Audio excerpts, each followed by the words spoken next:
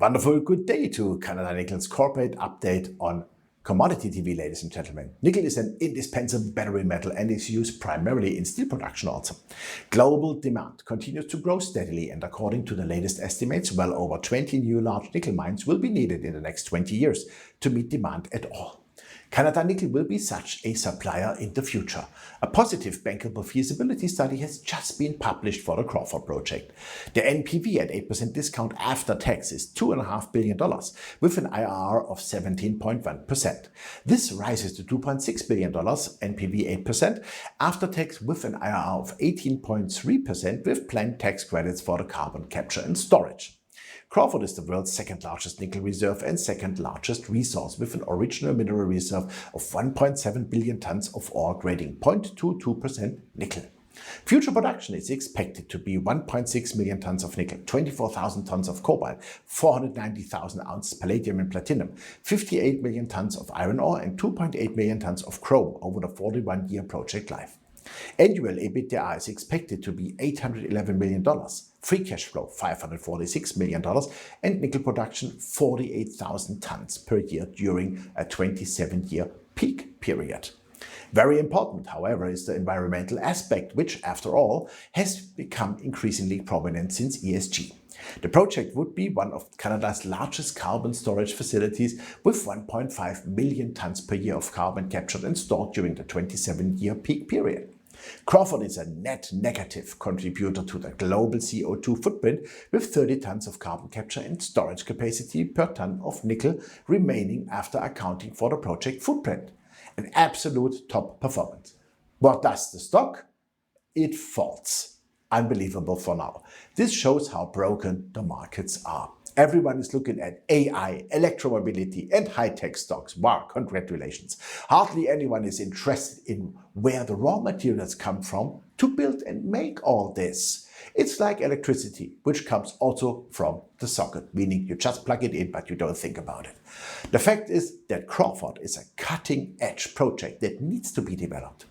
Because if you want to reduce dependencies, then you have to develop large projects in safe Canada quickly. Otherwise, China will become uncatchable in battery production because Europe and the US no longer have access really to the crucial raw materials. That is why we see Canada Nickel as extremely undervalued, and we would not be surprised if heads are now smoking in the offices of BHP and Glencore. Once Crawford is in production, it will also become one of Canada's largest carbon storage facilities, making a net negative contribution to CO2 over the life of the project, as described above. In this age of ESG, that's exactly what you want. Net zero emissions and even beyond. Mark Selby, CEO of Canada Nickel, said, "This bankable feasibility study is a significant milestone for Crawford and a major step forward in demonstrating the value of our Timmins nickel district and its potential to anchor a zero-carbon industrial cluster in the Timmins-Cochrane region. Crawford is poised to be a leader in the energy transition through large-scale production of critical minerals, including nickel and cobalt, and is expected to become the only North American producer of chromium while supporting Canada's climate goals through industrial-scale carbon capture and storage." We fully agree with that, Mark. They are now fully focused on the next milestones, which are obtaining permits, developing a financing package, and deciding on production by mid-2025, with a goal of first production by the end of 2027. That would be very fast. Most importantly, the large initial mineral reserve, anchored by a much larger mineral resource, also gives the project a great base. Proven and probable reserves of 3.8 million tons of nickel from 1.7 billion tons of ore grading 0.22% nickel make Crawford the world's second largest nickel reserve. Reserves are included in a measured and indicated resource that has increased 74% from the 2022 resource estimate to 6 million tons. Large scale, low cost, long life. That pleases. Net C1 cash life of mine costs at 39 cents per pound nickel on a byproduct basis places Crawford in the first quartile of the cost curve. Net AIC costs on a byproduct basis are $1.21 per pound of nickel. Projected revenues are more than $48 billion, or more than $1 billion per year over the life of the project. Also important, yields have improved tremendously. Nickel, 10% improvement in mine life, 41% versus 37% in PEA. and a 23% improvement in phase 1, phase 2 compared to the PEA, with now 46% versus 37% in the PEA. And that means the recoveries. There was also an improvement in the recoveries in mine life recoveries for iron at 46%, cobalt 38%, and chromium at 5%.